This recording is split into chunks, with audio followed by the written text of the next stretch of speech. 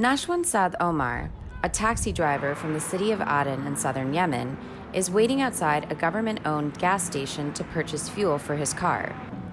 A line of vehicles stretching for kilometers can be seen outside most stations, as residents and businesses wait, sometimes for days, for fuel to be trucked in. This long line is because of the crisis.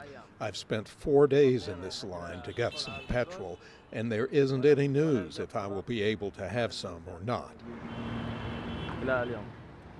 The price of fuel has skyrocketed in Aden due to the limited supply and rising inflation.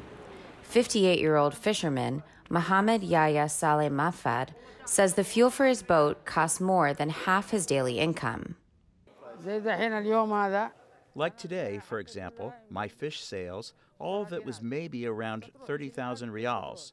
20,000 will go to gasoline, and I will only have 10,000 rials left, and I still have employees.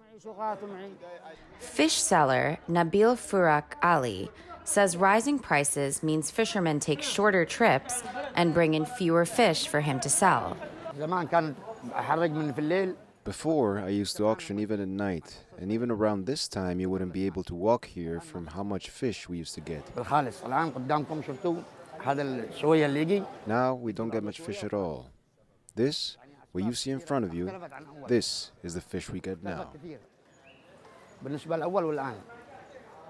Less fish means higher prices that many families cannot afford.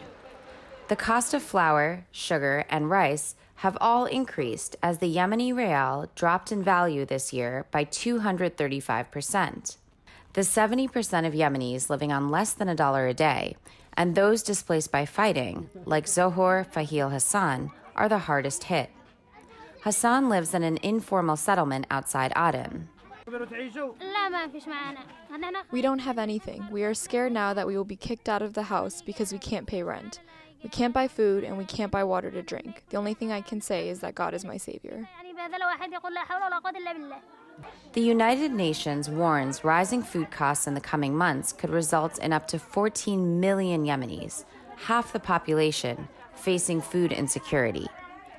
Aid agencies say it could take months to scale up their activities to help more Yemenis in need. By that time, for the most vulnerable in Yemen, it could be too late. Neha Wadekar for VOA News, Aden, Yemen.